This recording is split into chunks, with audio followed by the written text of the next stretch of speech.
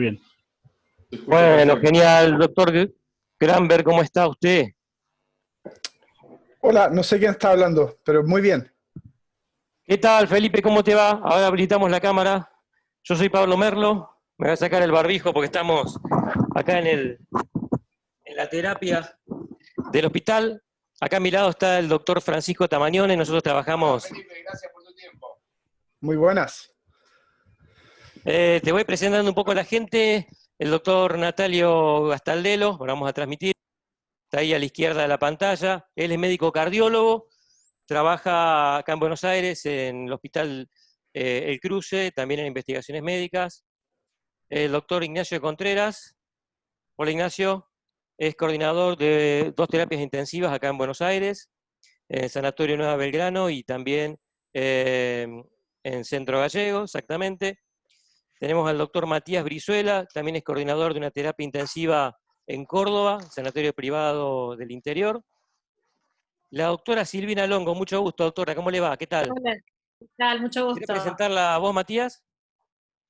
Sí, por supuesto. Bueno, la doctora Silvina Longo es anestesióloga del hospital privado, tiene una vasta experiencia y publicaciones de monitoreo intraoperatorio con ecocardiografía transesofágica. No tengo el gusto de conocerla personalmente, pero he leído su publicación y me pareció muy interesante que esté presente hoy. Muchas gracias. Bueno, muchísimas gracias, Por doctora, por unirse a nosotros. Quiero presentar a 2 colegas más, el doctor Guido Granberg, de la provincia de Formosa, staff del Hospital de Alta Complejidad de Formosa. Ahí se acaba de conectar el doctor Isaac Chong, también del Sanatorio Los Arcos acá de Buenos Aires, y el doctor Gonzalo Bustingorri, también intensivista y médico de staff de 2 sanatorios importantes acá en Buenos Aires. Un gusto, Felipe, que hayas aceptado nuestra invitación. Nosotros seguimos mucho tus trabajos, así que bueno, la verdad que una gran alegría de contar con vos. Muchas gracias por la invitación. Es un honor, Pablo, y todo el resto, estar con ustedes y poder conversar acerca de esta área, muy interesante sin duda.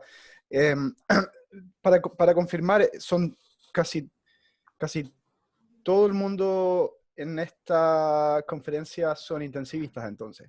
Exactamente, la mayoría son intensivistas. Yo soy cardiólogo, Francisco intensivista, y el doctor Gastaldelo es cardiólogo también. Genial. Bueno, tú me dices cuál es el plan. Yo tengo algunas diapositivas para mostrar el trabajo Fantástico, Felipe. Primero, del que tú me dijiste. te voy a presentar, perdón, el doctor Felipe Terán es staff del servicio de urgencias de la Universidad de Filadelfia.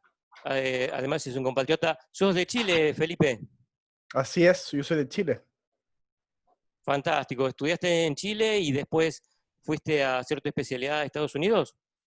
Sí, yo hice mi residencia y el fellowship y un máster y después todos los estudios de posgrado en Estados Unidos, pero hice escuela de medicina en Santiago y luego trabajé en Santiago por un par de años antes de ir a hacer la residencia en Estados Unidos.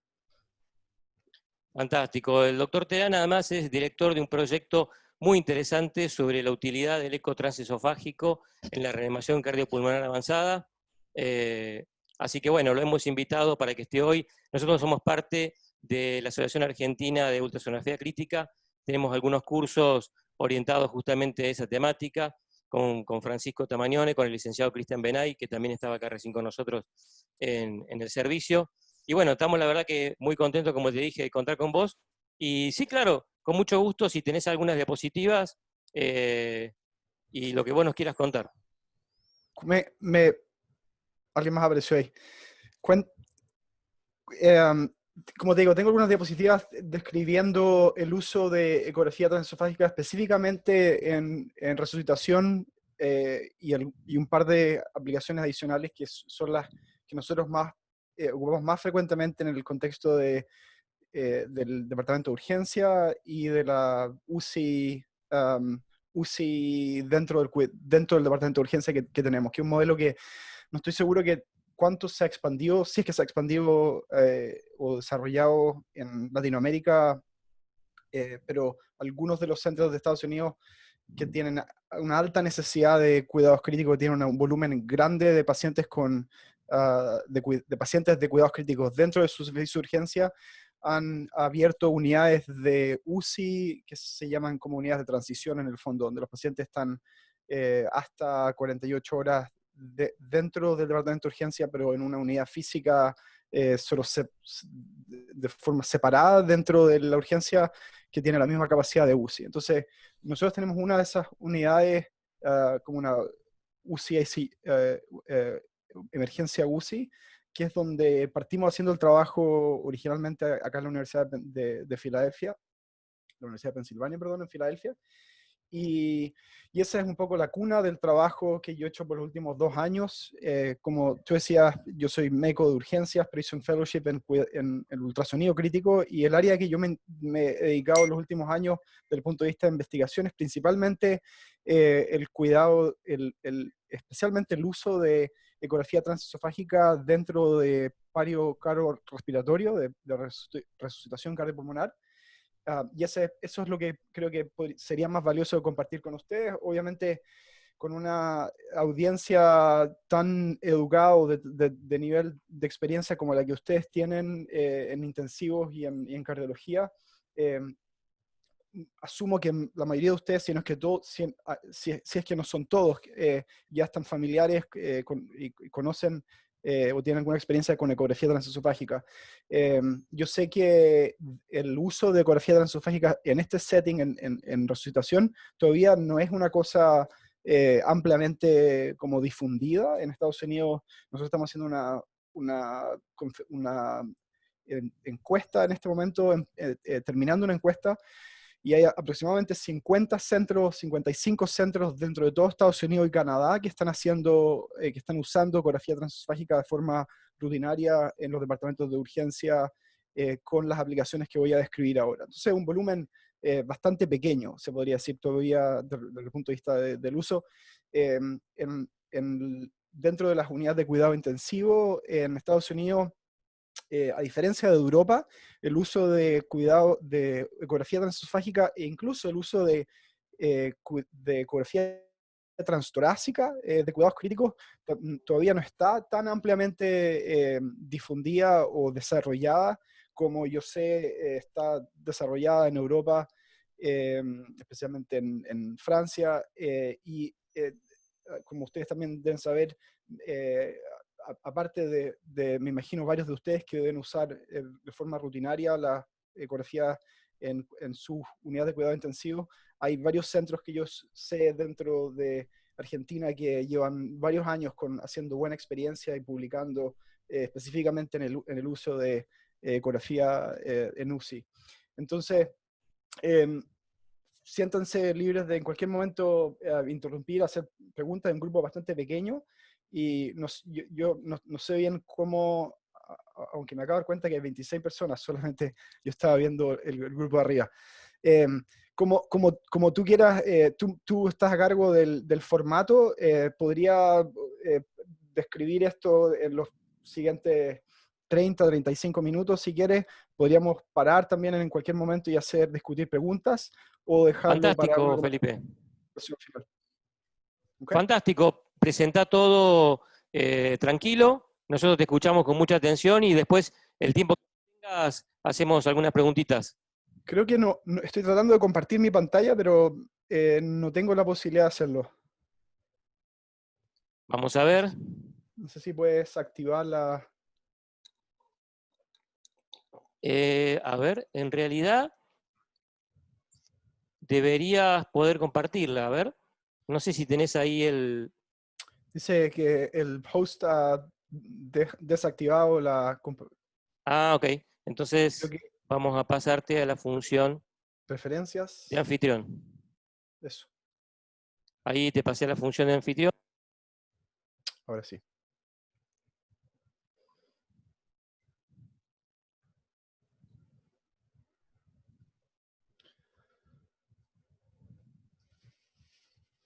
Fíjate si ahí podés. Sí, dame un momento.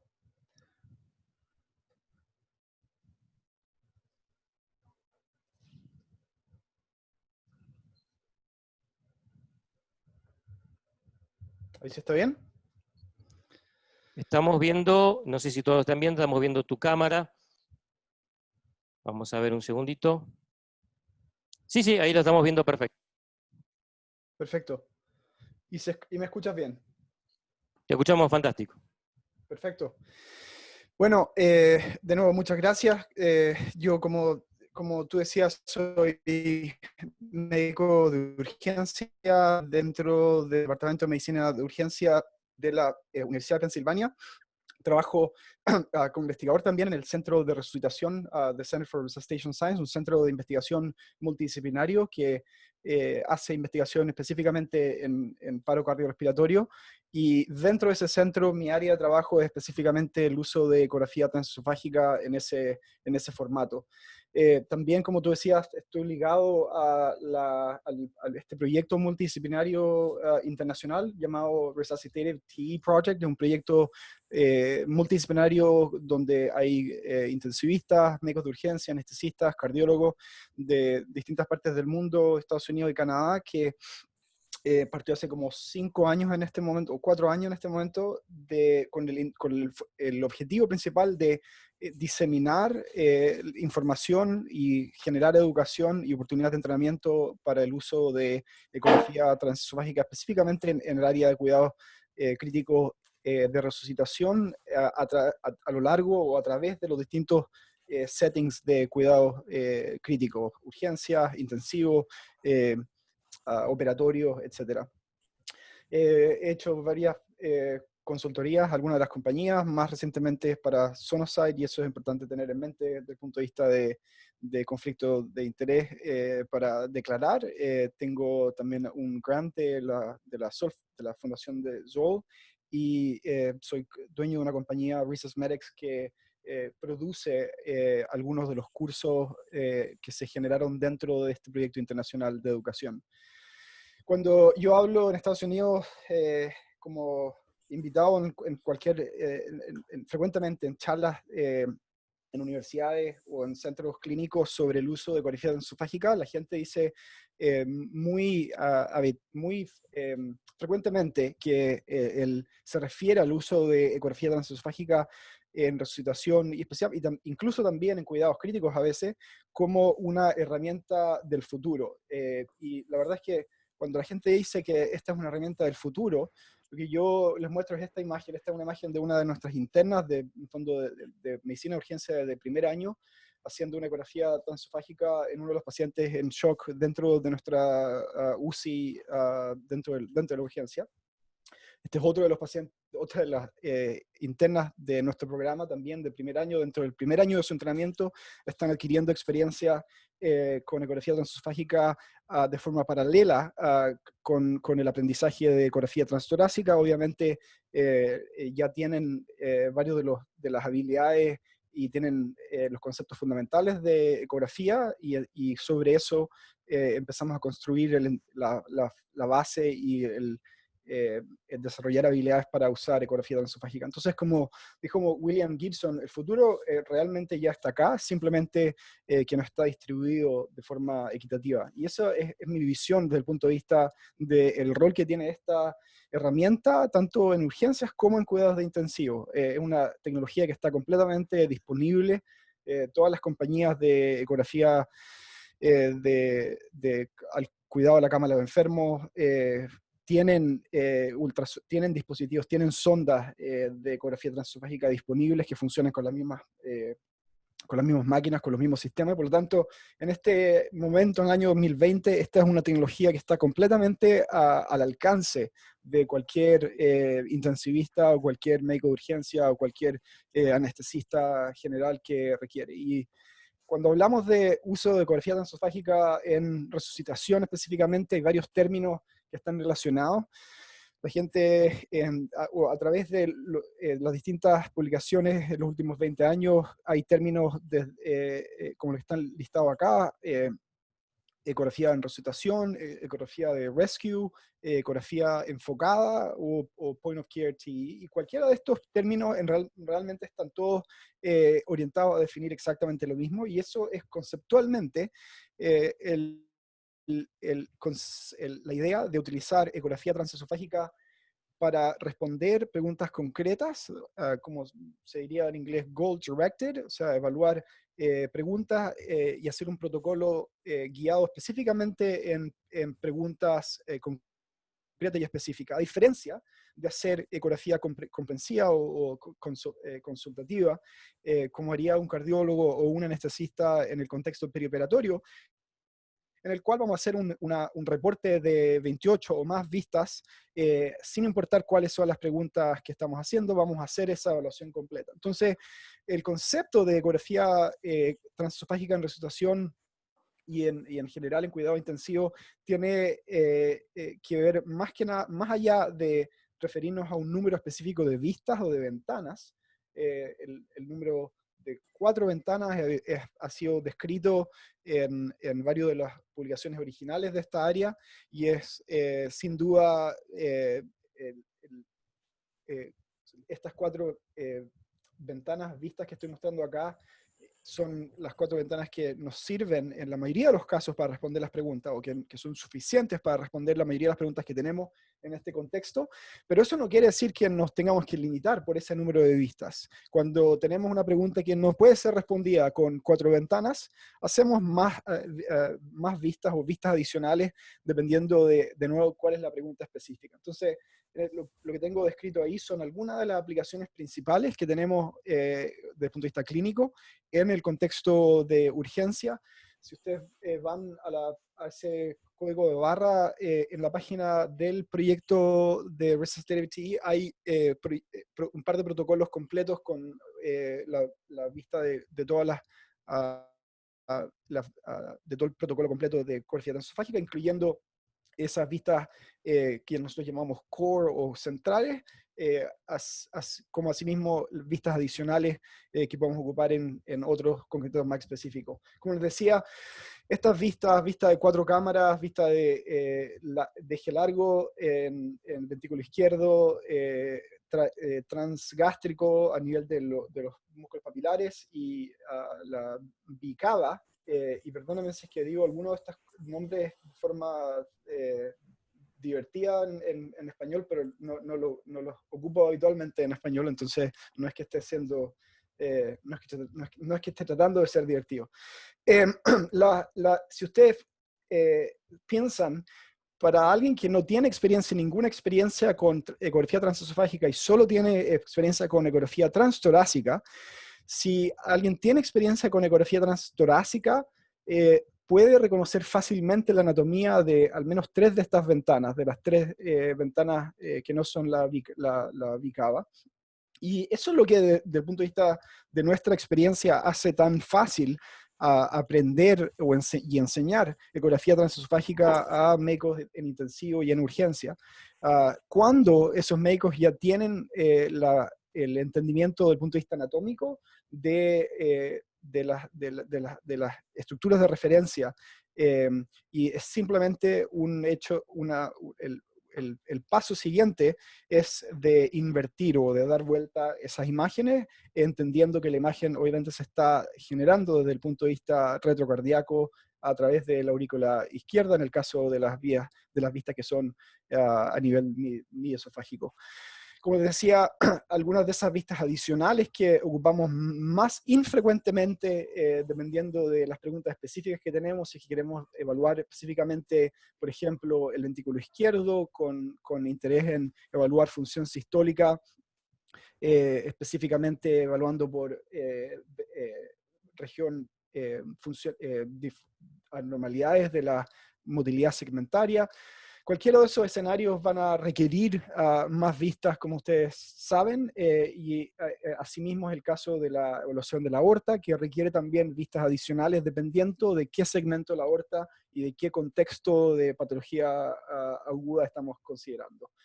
Para darles un ejemplo, por ejemplo, como pueden ver en estas imágenes, en una vista aórtica de la aorta ascendente, eso es algo que rara vez es usado por nosotros o es útil del punto de vista de evaluación de pacientes en la urgencia, principalmente porque hacemos ecografía transesofágica solamente en los pacientes que están intubados, ya sea pacientes en shock o con necesidad de monitoreo hemodinámico, o francamente dentro de paro cardiorrespiratorio. Dentro de esos pacientes en paro hemos encontrado en algunos casos disecciones de la aorta ascendente que obviamente pueden estar asociados a disección coronaria y que pueden ser, como en casos que hemos descrito nosotros, pueden ser la causa de un paro cardiorrespiratorio, pero realmente en ese sentido patología aórtica es infrecuente. Mucho más, un caso distinto es, por ejemplo, en nuestro centro de trauma, estamos incorporando el uso de ecografía transesofágica dentro de la evaluación de pacientes con trauma contuso de tórax, de pacientes que están inestables, y hemos hecho el diagnóstico, como les voy a mostrar más adelante, de lesiones aórticas de la aguda en contexto de trauma contuso. Entonces, conceptualmente, de nuevo, la idea acá es que vamos a utilizar de estas distintas vistas dependiendo de cuál sea la necesidad. Si estamos poniendo a uno de nuestros pacientes en ECMO venovenoso dentro de falla respiratoria o hipoxemia refractaria, como es el caso durante influenza o ahora incluso durante algunos de los pacientes graves con COVID, vamos a usar de forma rutinaria ecografía transesofágica para guiar las cánulas. Lo mismo es en el caso de balones de contrapulsación, lo mismo es del caso de guías dentro de la canulación para ECMO arteriovenoso. Si es que estamos interesados en monitoreo hemodinámico, vamos a utilizar ventanas transgástricas profundas y algunas otras para obtener buen alineamiento y poder desarrollar Doppler con el objetivo de hacer, por ejemplo, monitoreo de gasto cardíaco de forma indirecta a través del volumen de eyección. Cuando nosotros hablamos de medicina de urgencia y también incluso en intensivo, la gente muchas veces pregunta, bueno, pero ¿por qué?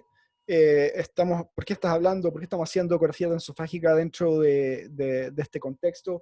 Y la explicación del punto de vista como de racionamiento es que en el año 2020, sin importar si uno está, creo, en Argentina, en Chile, en Estados Unidos, donde sea, y uno es intensivista o es médico anestesista o es médico de urgencia, y uno tiene un paciente hemodinámicamente inestable, hacer una ecografía en general debiera ser parte del estándar de cuidados para evaluar a ese paciente.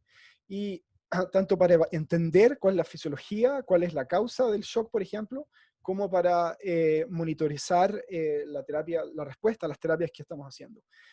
Y si asumimos entonces que ese es un estándar, que esa es algo que debiéramos hacer de forma sistemática en cada uno de nuestros enfermos, tenemos que recordar que desafortunadamente, tal cual como se ha mostrado en literatura de UCI y asimismo en literatura de urgencia, hay un gran porcentaje de pacientes en el contexto de resucitación y de cuidados críticos que simplemente por distintos motivos, ya sea intrínsecos relacionados al paciente, enfisema, obesidad o externos como por ejemplo ventilación mecánica, no podemos obtener ventanas de transtorácica adecuadas que nos permitan obtener la información necesaria para tomar decisiones. Y por lo tanto, desde el punto de vista, de nuevo, conceptual, la razón, el argumento para justificar la necesidad de ecografía transesofágica en este contexto es simplemente poder asegurar el mismo estándar de cuidados, la misma calidad de atención en cada uno de esos pacientes y poder responder esas preguntas que tenemos. Pero siendo un poco más práctico, podemos decir cómo es que está impactando el cuidado de nuestros enfermos en el contexto de urgencia específicamente o en resucitación de las primeras horas, en la resucitación aguda de los pacientes en camino a la UCI. Podemos dividir esto en algunas aplicaciones principales. La primera sería caracterizar pacientes en shock, y esto va a ser algo fácil de obviamente entender y probablemente todos ustedes son familiares con eso. Es parte del estándar de evaluar a pacientes que están en shock, identificar cuál es la causa del shock, saber si es que hay más de un componente.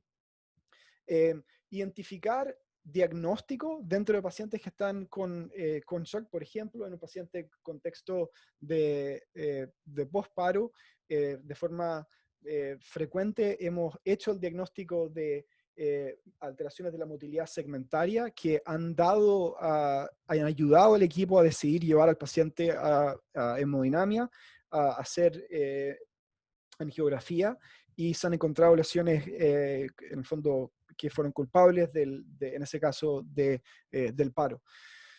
Podemos también encontrar patología más específica como trombos intracardíacos en el contexto como este paciente con signos agudos de falla ventricular derecha, con dilatación del ventrículo derecho, con miracuspidio, hay mínima movilidad del ánulo tricuspidio. Okay. Right now? Ok. Parece que hay riesgo de tornado y es probable que tenga que salir a esconderme en el basement, pero se van a dar cuenta si es que eso ocurre. Ya. Ok. Sigamos mientras podemos. Diagnóstico de derrame pericárdico, como sería este caso. Este fue un caso de un paciente con historia de cáncer que vino con disnea, hizo un paro dentro del departamento de urgencia y el diagnóstico de tamponamiento fue hecho de inmediato. Esto es una vista de la cava. Un paciente similar fue este paciente que entró en actividad eléctrica sin pulso después de hacer el manejo estándar de resucitación incluyendo masaje de alta calidad, uso de epinefrina, drogas, etcétera, habiendo intubado al paciente.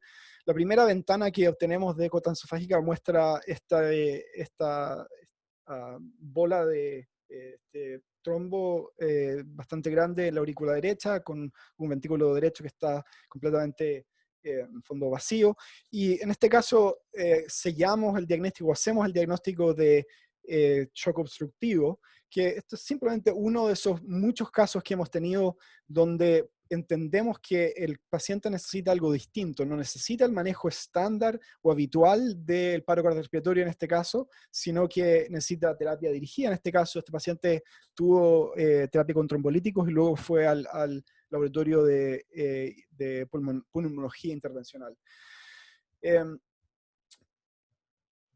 Una de las cosas también únicas de ecografía transesofágica es el hecho de que, dependiendo del nivel de habilidades que tenemos, del nivel de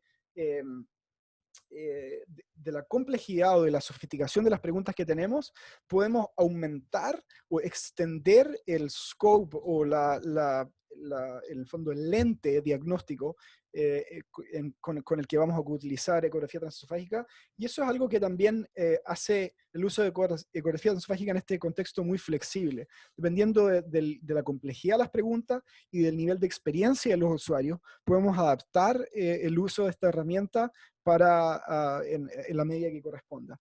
Por ejemplo, evaluaciones de la aorta son evaluaciones que no hacemos de forma rutinaria con ecografía transtorácica, porque no solamente es difícil evaluar la aorta con ecografía transtorácica, pero también las imágenes no son de muy buena calidad, no tenemos una certeza diagnóstica muy buena.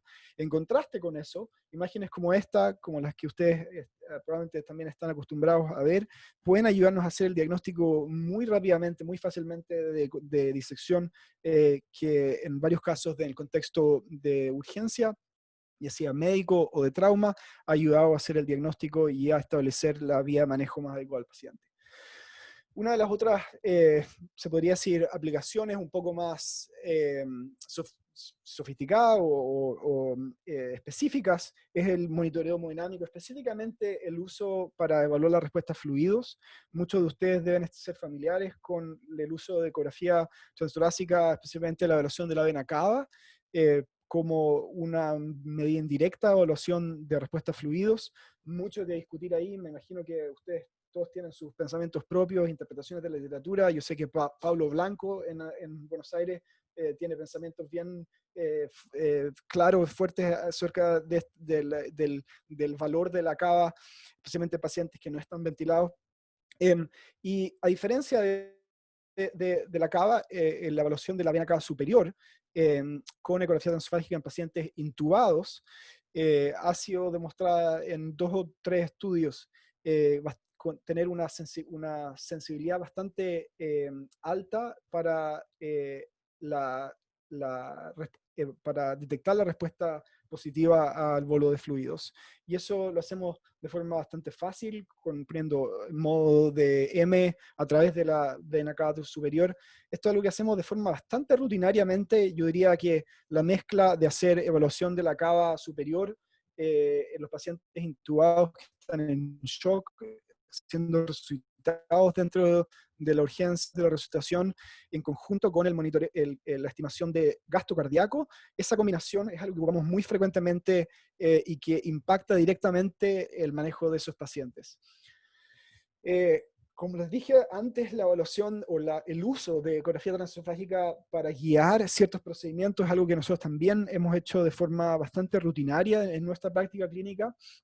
No estoy seguro cuál es el nivel de diseminación o de expansión de la disponibilidad de ECMO dentro de paro cardiorrespiratorio en Argentina en este momento, pero en Estados Unidos, al igual que en muchas otras partes del mundo durante los últimos años, ha habido un aumento muy sustancial de la disponibilidad de equipos para poder poner a pacientes dentro del paro con criterios específicos durante el paro cardíaco, especialmente paro refractario por fibrilación ventricular refractaria, en ECMO veno-arterial.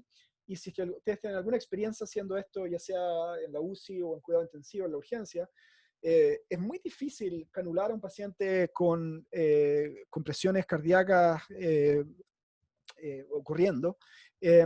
Y tuvimos varios casos nosotros, tanto en mi centro clínico actual como en el centro clínico anterior, en Mount Sinai, donde me entrené, donde ya sea el cirujano cardiotorácico o el intensivista que estaba haciendo la canulación, estaba seguro por su madre que había canulado la arteria femoral, cuando, sin embargo, la canulación había sido veno-venosa en ambas venas femorales. Y eso es porque ambos vasos se ven muy similares, y en ese contexto nosotros establecimos el uso de ecografía transesofágica de forma sistemática, como rutina, y constituye en nuestro protocolo en la forma de confirmar la canulación de la arteria y de las venas específicamente cuando corresponde, para confirmar que estamos en el vaso adecuado en el fondo. La vista que ustedes ven arriba es la vista de la aorta descendente, y vemos la punta de la guía durante la canulación de ECMO del lado arterial, y en el lado venoso no solo podemos ver en ese caso, en esta imagen, en una vista cava de bicava, a la izquierda estaría la vena cava inferior, al centro está la aurícula derecho, este es el septo intraauricular, aurícula izquierda arriba, y a la derecha es la vena cava. Se alcanza a ver ahí la crista terminalis, y vemos aquí este artefacto sería causado por la guía del acceso venoso. No solo podemos ver esa guía y confirmar, sino que podemos ver también, y esto es parte de nuestro protocolo, después avanzar esa cánula venosa en tiempo real, siendo guiada por ecografía transesofágica en tiempo real, para confirmar que la estamos poniendo exactamente en el punto donde queremos, y esto teóricamente disminuye la posibilidad de hacer lesiones del septo interauricular o de la aurícula derecha, cosas que están descritas ampliamente en la literatura. Eso, como ustedes también pueden pensar, si es que ustedes como intensivistas tienen más experiencia o más interés en el uso de ECMO venovenoso, nosotros de forma rutinaria usamos usamos ecotransesofágica para guiar no solamente la posición de esa vía, de esa cánula venosa en la cava, o en la aurícula, en la intersección de la aurícula con la cava superior, sino que específicamente rotar usando Doppler, poder ajustar de forma precisa para optimizar el flujo en términos de la dirección de esa cánula venosa. Dentro de paro cardíaco, como decía, para terminar con algo que es lo más central que nosotros, se podría decir, ocupamos ecografía transesofágica en nuestro contexto, y es, como decía antes, el centro de mi área de investigación. Tenemos una posibilidad única que no existe realmente con ecografía transtorácica de evaluar el ventrículo izquierdo y el corazón durante las compresiones en tiempo real y evaluar la calidad de las compresiones. Si ustedes piensan en términos de la fisiopatología o la fisiología del masaje cardiopulmonar, cuando estamos haciendo masaje pulmonar desde el punto de vista de la teoría cardiopulmonar, estamos intentando comprimir el ventrículo izquierdo y ambos ventrículos entre el esternón y en el fondo la columna. Y ese es el objetivo y ese es el mecanismo por el cual generamos flujo anterógrado. Durante la fase de compresión, nosotros deberíamos esperar ver una válvula aórtica abierta para poder enviar ese flujo hacia el cerebro y hacia el sistema cardiovascular. Y durante la decompresión, durante la fase diastólica, podría decir, del paro, nosotros deberíamos esperar que esa válvula esté cerrada y esté abriéndose la válvula mitral, obviamente para llenar el ventrículo izquierdo. Lo que hemos aprendido nosotros haciendo ecografía transesofágica en tiempo real dentro de las reanimaciones es que, consistente con lo que se había demostrado en varios estudios radiológicos usando escáner y resonancia magnética, en un número significativo de casos, los pacientes no tienen el ventrículo izquierdo localizado inmediatamente debajo del esternón, en la parte inferior, del tercio inferior del esternón, y eso conlleva a que en muchos de esos casos estamos comprimiendo, la estructura que estamos comprimiendo durante la compresión, durante el masaje, es el tracto de salida del ventrículo izquierdo. Este es un ejemplo del mismo paciente en la imagen de la izquierda. Es el comienzo de la situación donde el tracto de salida estaba siendo completamente obliterado, y en el caso de la derecha es el mismo paciente después de haber reposicionado la localización de las manos, en ese caso, para no comprimir la base del corazón específicamente, sino que las manos se desplazaron levemente hacia abajo y levemente hacia la izquierda, hacia el ápice, y eso conllevó a disminuir la compresión de ese ventrículo izquierdo del tracto de salida, y eso se traduce, como lo hemos visto en muchos casos, en una mejoría de la presión arterial diastólica, que es el monitoreo hemodinámico dentro del paro que ocupamos como un surrogate, como un indicador indirecto de la presión de perfusión coronaria. Y como nosotros sabemos, la única razón por la cual hacemos masaje cardíaco en pacientes en paro es para elevar la presión coronaria. Esa es la razón ese es el único mecanismo por el cual restablecemos circulación espontánea. Si ustedes dicen, bueno, la verdad es que yo no estoy muy de acuerdo con que comprimir el ventrículo, el tracto de salida, sea un problema, y yo acepto eso, no tenemos todavía suficiente evidencia para decir nada absoluto en esta área, pero este es el caso, esta es una imagen de ese mismo paciente habiendo avanzado la sonda transesofágica a la vista transgástrica, y pueden ver el ventrículo izquierdo está simplemente sin tener ningún cambio del volumen de final de diástole con el volumen de final de sístole. Si ustedes se miden este ventrículo izquierdo como por cuadro a cuadro, van a encontrar que no hay ningún cambio de volumen. Entonces, yo no soy un experto en física, pero yo sé que para generar un cambio la presión, necesitamos hacer un cambio en el volumen, y para eso es necesario comprimir ese ventrículo. Cosas aún más evidentes, y en casos como este que hemos logrado ver, es compresión incluso más proximal, donde estamos haciendo de forma lo que en términos prácticos parece ser un clampeamiento de la aorta ascendente durante las compresiones. ¿Cuál es la implicancia de esto en la perfusión coronaria y, más importante aún, en la perfusión cerebral? Eso es lo que estamos tratando de determinar nosotros en nuestra investigación clínica, como asimismo en la investigación preclínica con modelos animales. En este caso, si ustedes hacen una prueba de cámara lenta de este mismo cuadro por cuadro, no hay ningún momento en el cual esa válvula aórtica está abierta y puede permitir salir flujo a través en el fondo, eyectar flujo a través de ella. Y ustedes se preguntarán, bueno, ¿existe evidencia demostrando que esto efectivamente ocurra? La respuesta es sí. Hay en este momento 3 estudios distintos animales randomizados que han, en el fondo, demostrado que este concepto, desde el punto de vista fisiológico, es real.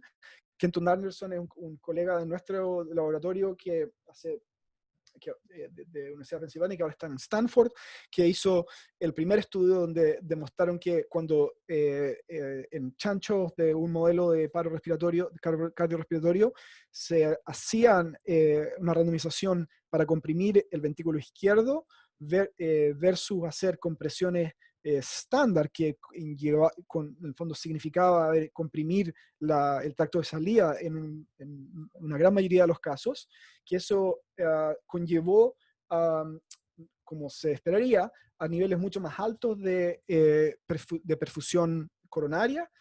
Y aún más importante es el hecho de que, en contraste con el 69% de chanchos en el brazo de intervención con RCP sobre el ventrículo izquierdo, ninguno de los animales resucitados con compresiones sobre tracto de salida, en el fondo siguiendo las indicaciones estándar del ACLS, ninguno de esos obtuvo retorno de la circulación espontánea. Y esta información de estudios animales, que como les digo ya ha sido replicada en más de un estudio en distintos modelos, fue confirmada por nuestro equipo en pacientes en un estudio prospectivo que hicimos en resucitación en el departamento de urgencia, donde hicimos ecografía transesofágica en todos los pacientes desde el momento en que entraban a la urgencia, y encontramos que en un 53% de los pacientes el área de compresión máxima, vale decir, el área del ventrículo del corazón que estaba recibiendo la máxima compresión durante el RCP, en 53% de los pacientes era ya sea el tracto de salida del ventrículo izquierdo o derechamente la raíz de la válvula aórtica.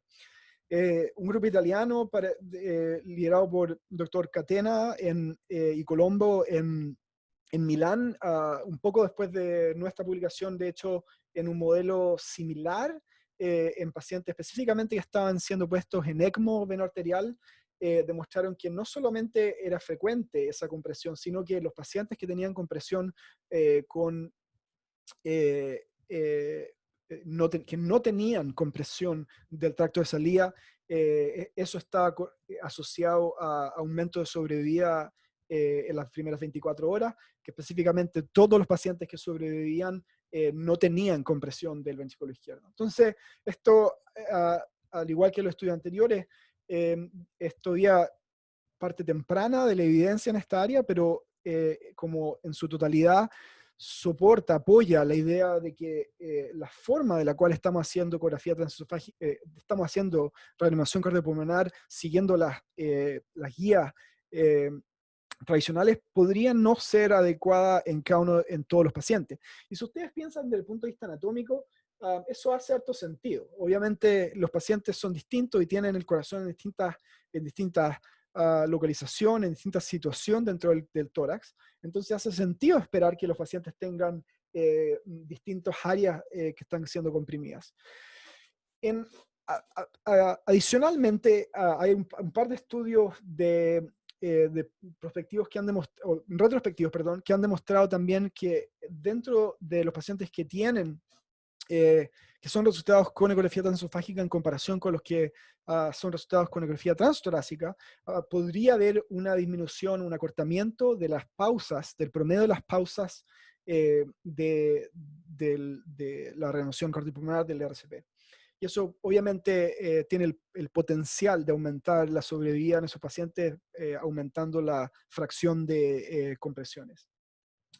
Desde el punto de vista como de resumen, estas son las 4 aplicaciones más importantes o más frecuentes por las cuales nosotros usamos ecografía transesofágica en pacientes en shock.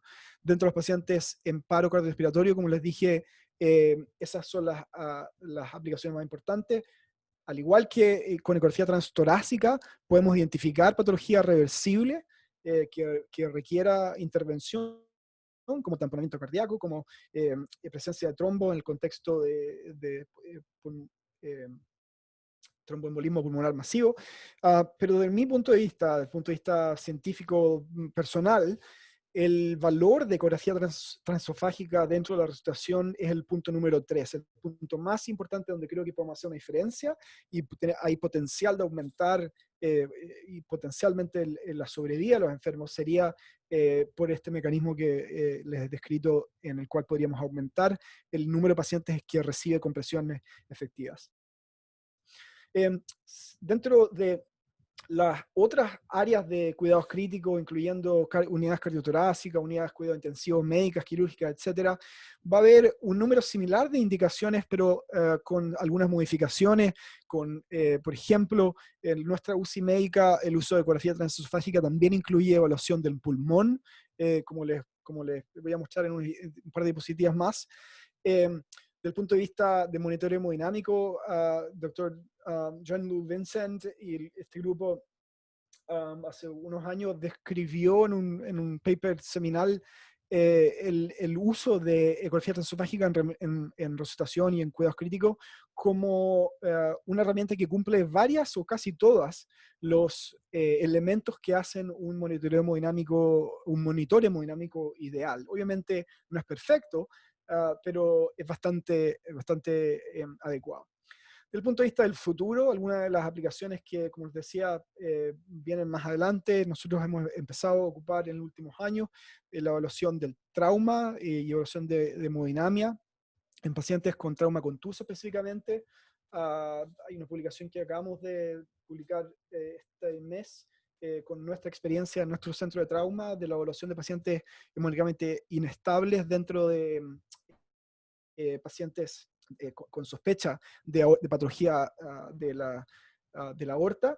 Y estos son algunas fotografías de esa publicación con ejemplos de hallazgos de patología aguda aórtica diagnosticada de nuevo a la cama, junto a la cama del enfermo sin tener que llevar a ese paciente al scanner. Obviamente la limitación central en esos pacientes es que si están hemodinámicamente inestables, una de las decisiones desde el punto de vista quirúrgico que hay que tomar es el approach que se va a tener, si va a ser cirugía endovascular o cirugía abierta. Y desde ese contexto, la información dada por la ecografía transesofágica en nuestro centro ha sido clave.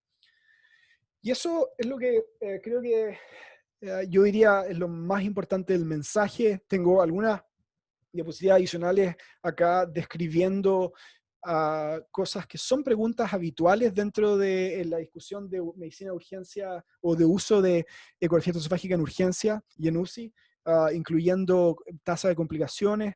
Creo que podemos saltar esto porque el bottom line es que es bastante segura y la tasa de complicaciones son muy, muy pequeñas, básicamente.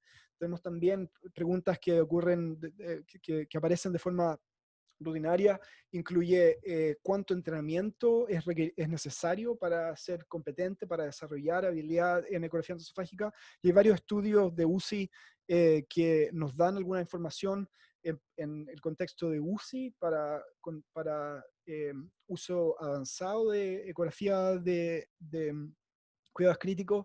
El doctor Sharon demostró que en su grupo fellows que ya tenían competencia en ecografía transtorácica necesitaban un número de 30 a 36 exámenes de ecografía transesofágica supervisados para desarrollar ese punto de competencia.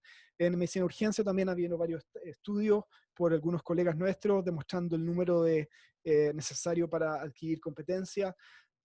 Y muchas preguntas también que probablemente no son relevantes para ustedes en el contexto de urgencia, tienen que ver con implementación, con entrenamiento, con cuáles son las formas de adquirir competencia con ecografía transesofágica. Nosotros hemos aprendido que el uso de simulación y el acceso a simulación es clave.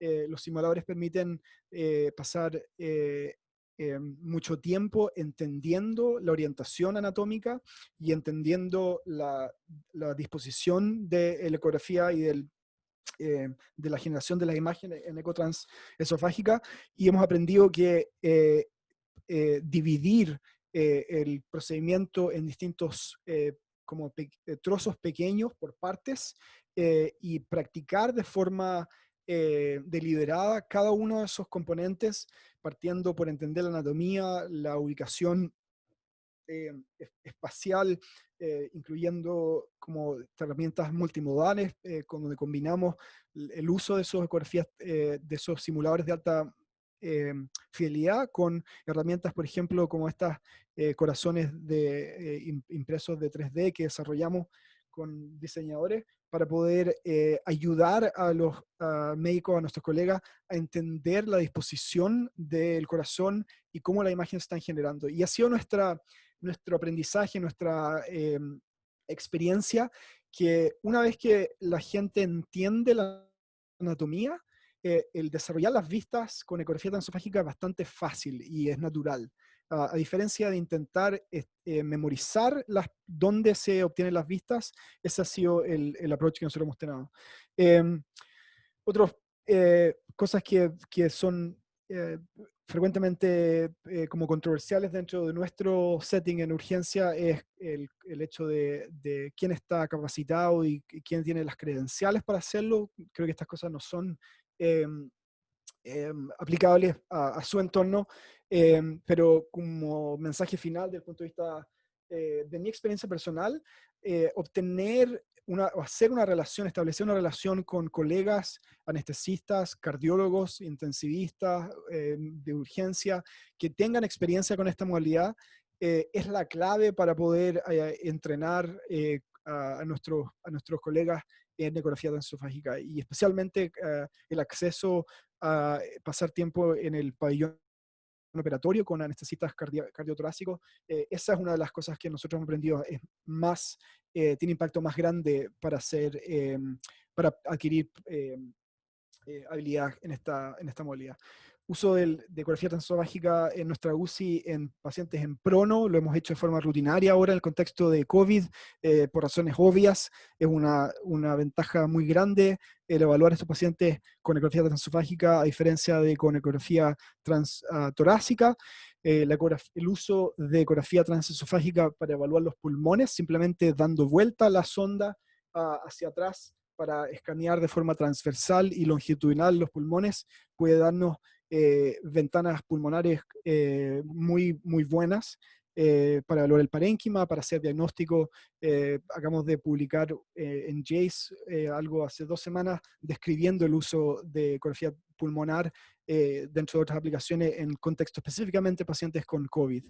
Y como les decía, evaluación de pacientes, evaluación de la aorta es otra de esas, en contexto de trauma, es otra de esas aplicaciones también que se podría hacer, son emergentes. Si están interesados en aprender más, tenemos mucha información en la página web, resuscitativity.com. Los invito a revisar, hay varias charlas también, protocolos, y con eso les agradezco. Si es que hay alguna pregunta, este es mi correo también, esa es mi cuenta de Twitter, y les agradezco por la atención. Espero que esto haya sido útil o informativo. Muchísimas gracias, Felipe. La verdad que excelente tu charla como siempre. Yo, bueno, tenía mucha de la información en parte que vos compartiste por seguirte en tus trabajos, en el trabajo de Jace, que vos comentaste que se publicó en estos días, que es excelente. Y bueno, quería abrir un poquito, en 20 minutitos, yo sé que por ahí vos tenés que retirarte. El tiempo para se alguna mejoró, pregunta. así que no, Parece que la alarma no hay que salir de corriendo. tornado pasó, ¿no? Pasó, sí. Bueno, No sé si quieren hacer alguna consulta. Felipe, te quería preguntar por la seguridad del equipo. No te escucho. Lo que preocupa. Un poco más fuerte. Por alguna razón tu audio está un poco bajo. Sí, te quería preguntar por la seguridad del equipo, por la sonda, durante la reanimación, si es algo que a vos te preocupa o no genera, si has tenido experiencia de daños en la sonda por utilizarla durante las compresiones. Sí, muy buena pregunta. Pregunta que aparece cada vez que hacemos uno de los workshops o clases. La verdad es que nadie ha hecho un estudio para demostrar que no pasa nada con las sondas. Todos los manufacturadores dicen que, en el fondo, no comentan nada. Específicamente respecto de la preocupación de si es que se podría dañar durante las compresiones.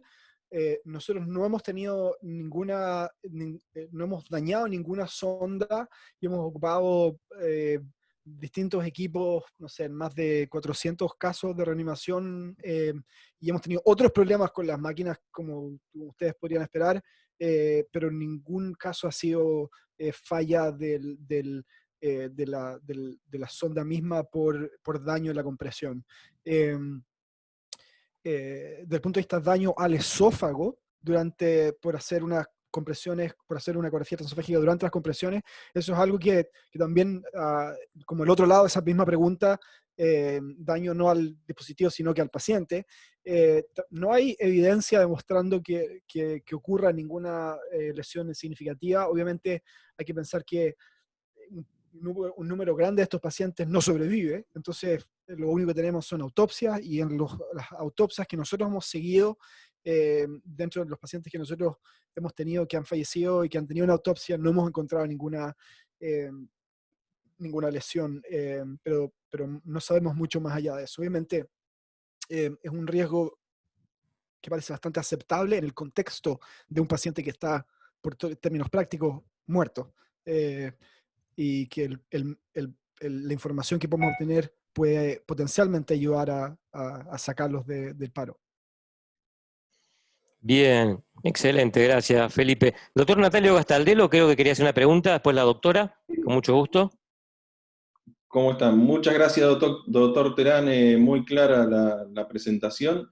Lo que le quería preguntar es, ¿cómo tienen implementado ustedes el trabajo, digamos? ¿Tienen un equipo que va al lugar donde está, a la sala donde está el paro, o la misma sonda la baja el intensivista cuando hace la intubación orotraqueal? Respecto de eso quería saber un poco cómo lo están implementando, digamos. Sí, muy buena pregunta. La verdad es que es interesante que tú dices, el intensivista baja la máquina cuando viene a intubar. Eso refleja una diferencia de la práctica que yo sé que todavía es muy grande entre Estados Unidos y en Latinoamérica.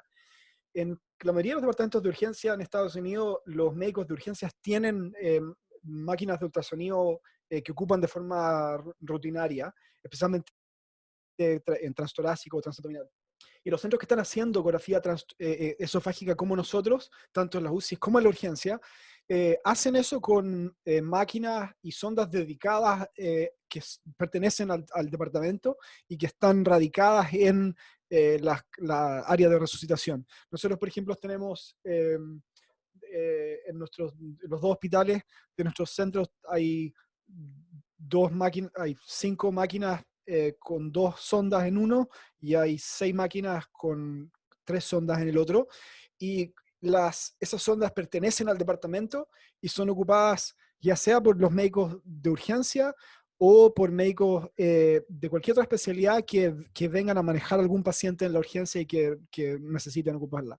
Algunas veces un cardiólogo, por ejemplo, puede hacer una ecografía completa en uno de nuestros pacientes cuando tenemos, por ejemplo, preguntas que tienen que ver con evaluación de presencia de un trombo para cardiovertir a un paciente, o evaluación de endocarditis, cosas que están fuera de este scope de las preguntas que nosotros respondemos dentro del contexto de urgencia. Entonces, desde el punto de vista práctico, la sonda y la máquina está en el resucitado, en el reanimador. y tiene un lugar específico dentro de la sala donde siempre la máquina se pone en el mismo lado del paciente, en el lado izquierdo de la cabeza. ¿Y la sonda la introducen en el mismo momento de la intubación orotraqueal? Digamos, porque uno pensaría que por ahí también el que está reanimando puede pensar en que esto va a llevar algún tipo de retraso. ¿Es así? ¿Lleva algún tipo de retraso? ¿O no? O digamos, parece que no, pero bueno, puede haber resistencia de parte de los médicos que no conocen la técnica Por a que uno supuesto. vaya con la sonda intentar intubarles el paciente mientras ellos están reanimando. Por, por supuesto. Em, Nosotros tenemos, em, en los casos de nuestro departamento, la intubación es hecha siempre por uno de los médicos de nuestro departamento, por uno de los médicos de urgencia. Y la gran mayoría de los pacientes en paro son intubados al momento que ingresan. La mayoría trae una vía supraglótica, laringea, esa se saca y se cambia inmediatamente bajo intubación con laringoscopía de video, sin interrumpir las compresiones.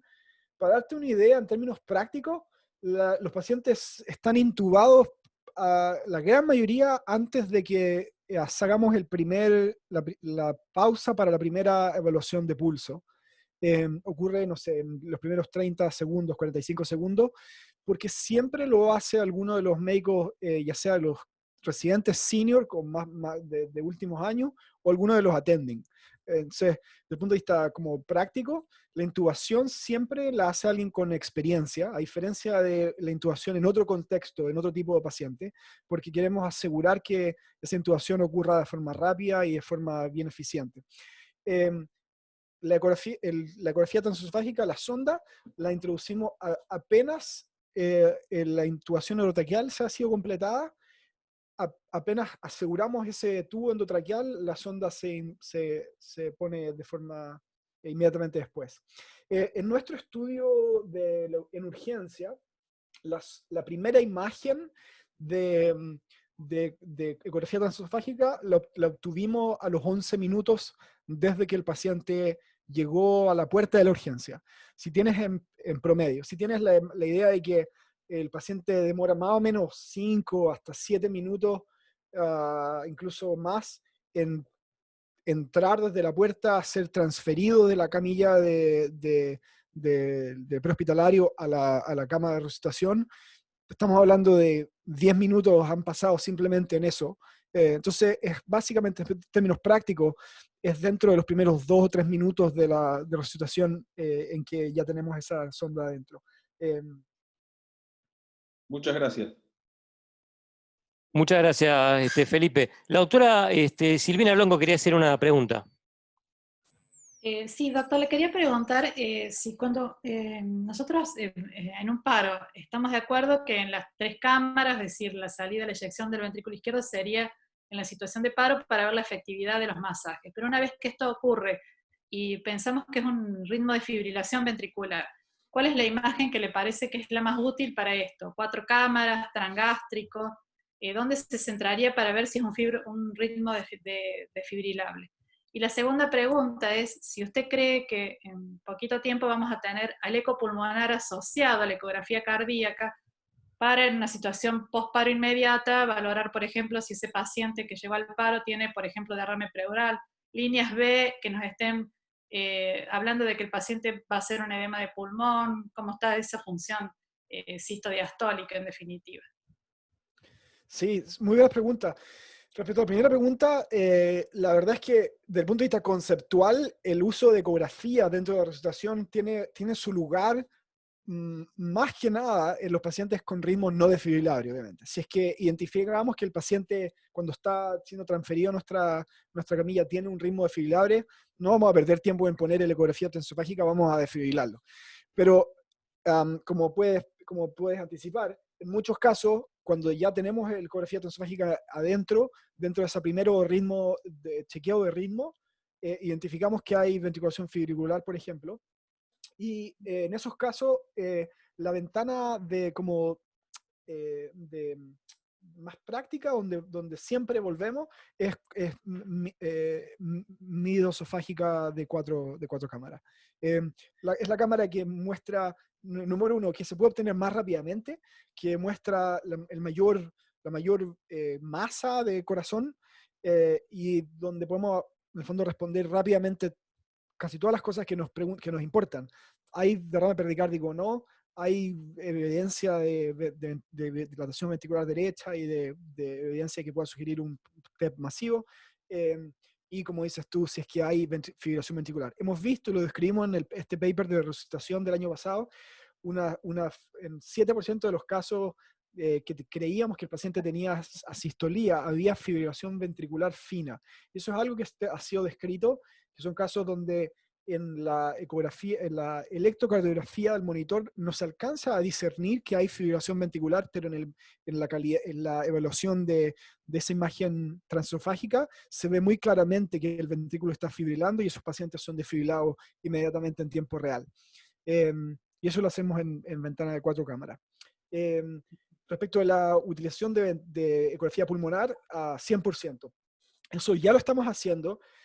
Y es parte de nuestro protocolo, exactamente como tú dices, en el posparo inmediato. En el posparo inmediato usamos ecografía transtorácica para evaluar la pleura, porque es mucho mejor que transesofágico, porque está más lejos, obviamente. Pero para evaluar después a ese paciente de forma como seriada durante las hora o 2 horas de posparo, en el que el paciente todavía está en la urgencia, donde iniciamos el enfriamiento, ¿cómo se dice? No es congelamiento de los pacientes, TTM, Targeted Therapy Management, Hipotermia. hipotermia terapéutica o monitoreo de temperatura específica. Cuando hacemos eso, dejamos la sonda adentro, en una ventana de 4 cámaras habitualmente, y ocupamos eso no solo también para evaluar el pulmón, dando vuelta, como dices tú, para evaluar la presencia o el desarrollo temprano de signos de aumento de la presión pulmonar transcapilar, para tratar de predecir el desarrollo de edema pulmonar. Como les decía también, la evaluación de la vena cava superior como un predictor de respuesta a fluido.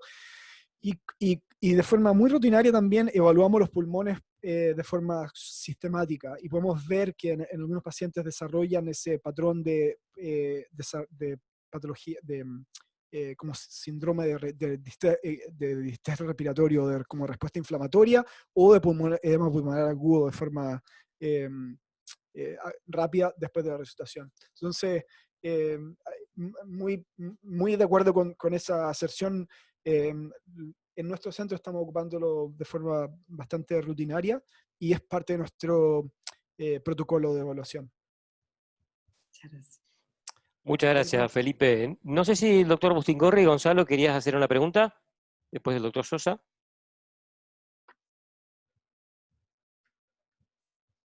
Ahí no tenemos audio tuyo, Gonzalo.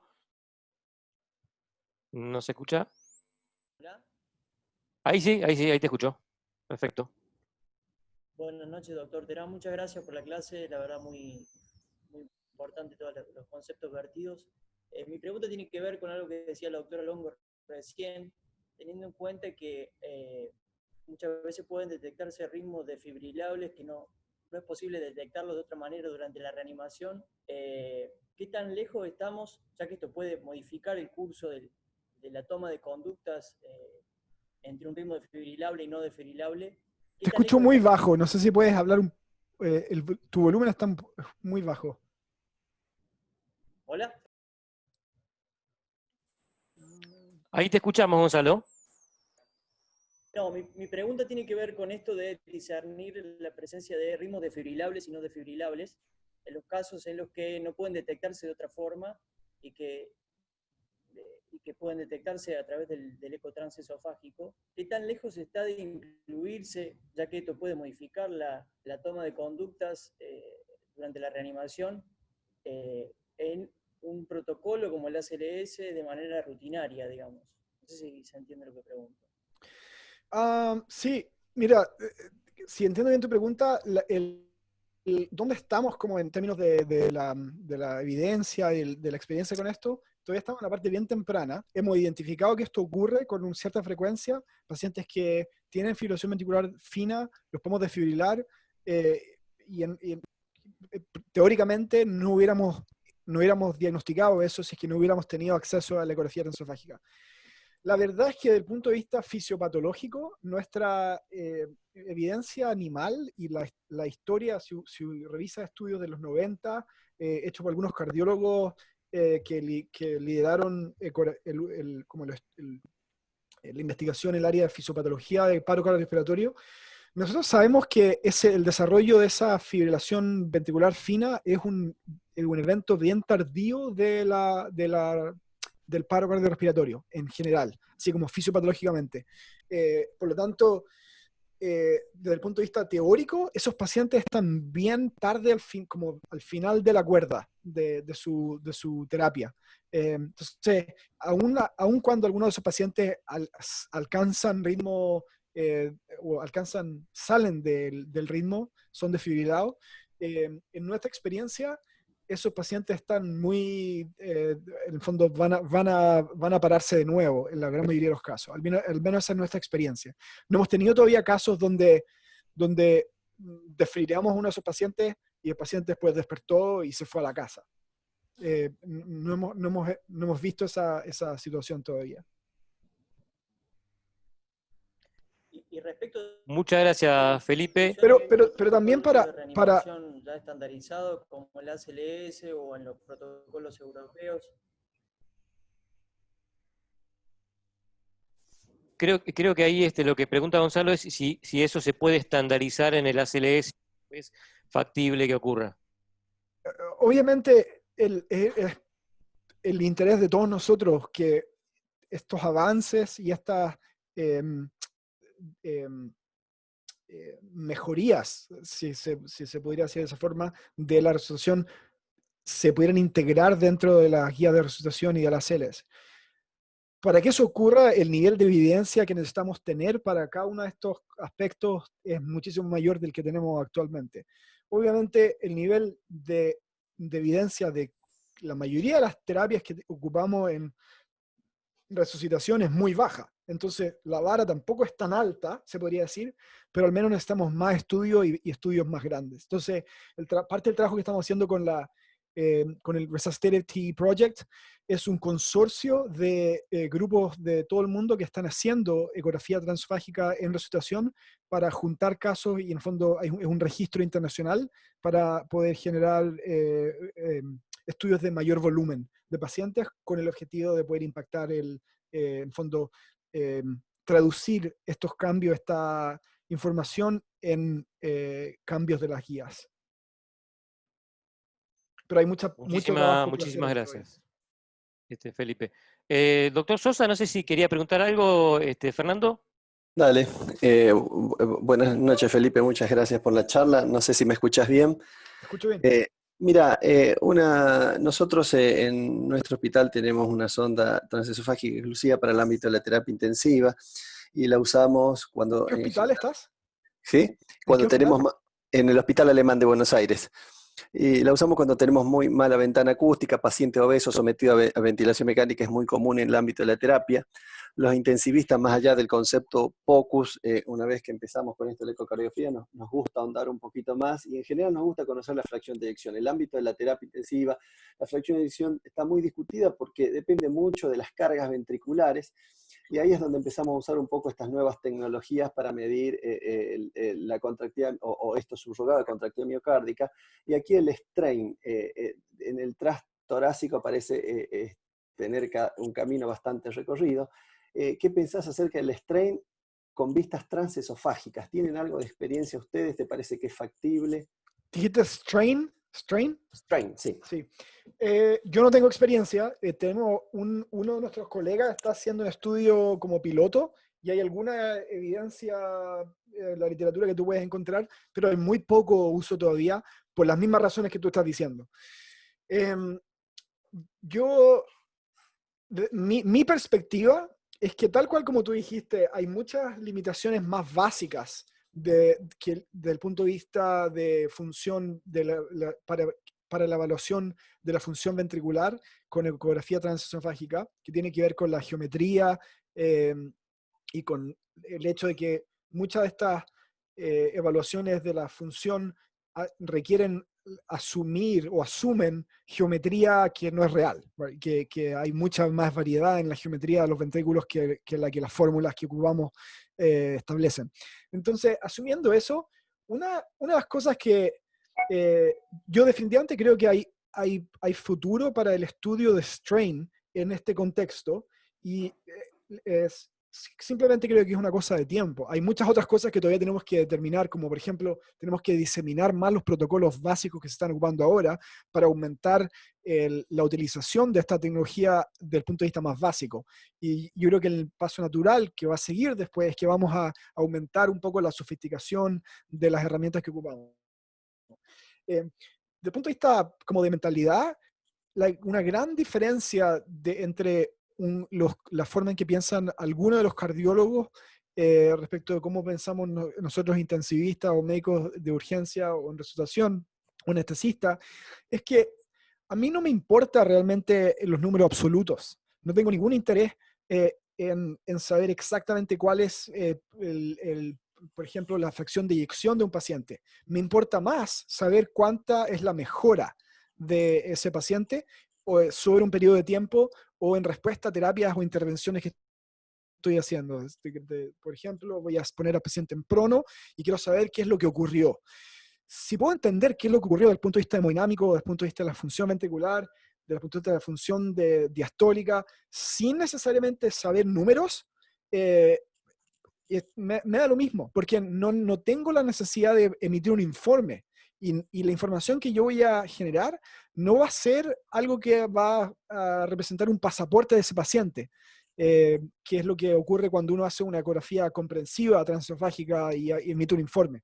Entonces, hay una diferencia un poco en el enfoque desde ese punto de vista, en el cual, por ejemplo, para darte un ejemplo práctico con monitoreo hemodinámico, varias veces nosotros no calculamos el gasto cardíaco, sino que simplemente jugamos el VTI, como una medida indirecta, asumiendo que el diámetro o el área del tracto de salida no va a cambiar. Podemos ocupar ese, ¿cómo se llama ese, el VTI? IVT. El VTE. Claro, la integral de velocidad-tiempo. Es la velocidad de tiempo. Y ver los cambios sobre el tiempo, aquí, como les decía, en respecto de la evolución o la respuesta a las terapias o simplemente en la trayectoria de ese enfermo. Y esa diferencia de pensamiento al punto de en el sentido de no poder cuantificar cosas a veces, o no estar interesado en cuantificar, genera como angustia o como estrés en algunos de nuestros colegas, y creo que eso tiene que ver con una visión distinta de cómo de la información que esta herramienta nos contribuye. Excelente, muchas gracias. Muchas gracias, Felipe. No sé, doctor Matías Brizuela, ¿quería hacer una pregunta?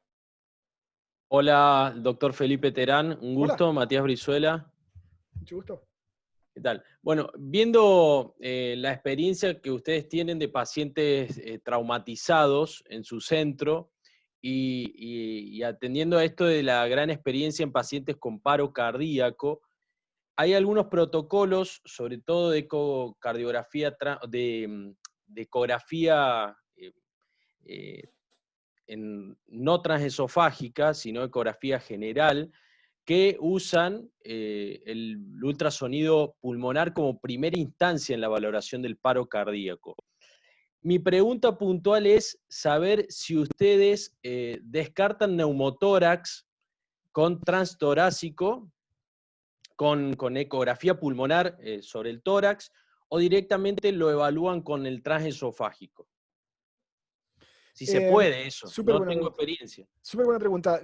La respuesta es que, como tú muy bien probablemente induces o infieres, la capacidad de ecotransesofágica de evaluar, de descartar neumotórax no es muy buena porque estás lejos de la pleura, no es ideal para evaluar eso. Mucho mejor es evaluar usando un transductor de alta frecuencia lineal en la pleura.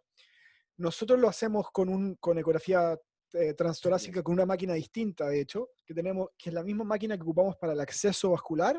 Ponemos rápidamente esa en el tórax, en ambos lados, y confirmamos que hay sliding.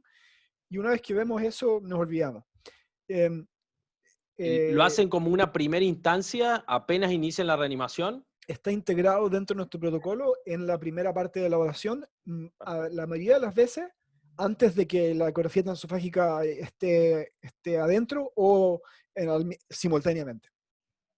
Claro. Varias veces he estado yo haciendo la eco transesofágica y me doy cuenta que tengo un artefacto en la imagen y miro para arriba o miro al enfermo y alguien está usando el otro transductor. Básicamente estamos haciendo transesofágica y transtorácica simultáneamente y tienes un artefacto gigantesco. Entonces, por eso me acuerdo que ocurre que lo hacemos de forma temprana. ¿Sabes cuántas veces he diagnosticado neumotórax, atención, como causa de paro cardiorrespiratorio? Ninguna. O sea, tengo colegas que han tenido 1 o 2 casos, pero hay una desproporción completa de la frecuencia o de la percepción de la frecuencia de alguna de estas patologías reversibles que uno tiene en la cabeza de llevar años haciendo el ACLS y lo que sea de estos cursos. Una completa desconexión de la percepción de la importancia que tienen algunas de estas cosas reversibles con la realidad. Tamponamiento cardíaco es la patología más frecuentemente reversible dentro de pacientes con paro y ocurre en menos del 3% de los casos. Y eso es probablemente un poco inflado. Entonces, y de ahí para abajo todas las otras cosas reversibles. Para el caso de TEP masivo, que uno le enseña cada vez que hace uno de esos cursos, que hay que pensar en TEP masivo como tromboembolismo como causa. Lo que hemos aprendido haciendo ecografía transesofágica de forma rutinaria, tanto en pacientes como en el laboratorio animal, es que el ventrículo derecho se dilata de forma normal durante el paro. Cuando pones la sonda transesofágica en los primeros minutos, todos los ventrículos derechos están dilatados. Y eso hace sentido si la presión de la aurícula derecha es 25 o 30 o más. Entonces, la dilatación auricular, la dilatación ventricular es algo que también es una falacia que en el fondo por muchos años hemos tomado la información que sabemos de shock y que aplica y que nos sirve, que hace sentido en la evaluación de pacientes con shock, con ecografía, y hemos tratar de aplicar eso a paro cardiorrespiratorio. Y la verdad es que eso es un error porque la fisiología del paro es completamente distinta a un paciente en shock. Y una de las muchas cosas que son distintas es que la cavidad derecha y el lado derecho entero está sometido a presiones venosas muy aumentadas. Entonces, estamos tratando de aprender cómo elucidar cuáles pacientes de eso efectivamente tienen una patología obstructiva como un TEP. Si encontramos un trombo en tránsito, eso es obviamente un caso distinto. Si el paciente tiene cáncer y la historia era que se estaba esperando para tener quimioterapia y se cayó después de haber tenido dolor al pecho y disnea, bueno, caso distinto. Si un paciente postoperatorio, etcétera, etcétera. Si tenemos algo más para apoyar la idea. Pero en general, esta idea de que estas patologías reversibles son como la panacea, como identificar las patologías reversibles es la panacea para resucitar paciente. Cualquiera de ustedes que tiene experiencia resucitando pacientes puede contar con la mano probablemente la cantidad de veces que ha resucitado a un enfermo porque encontró la patología reversible. Eso no es realmente, creo, el norte.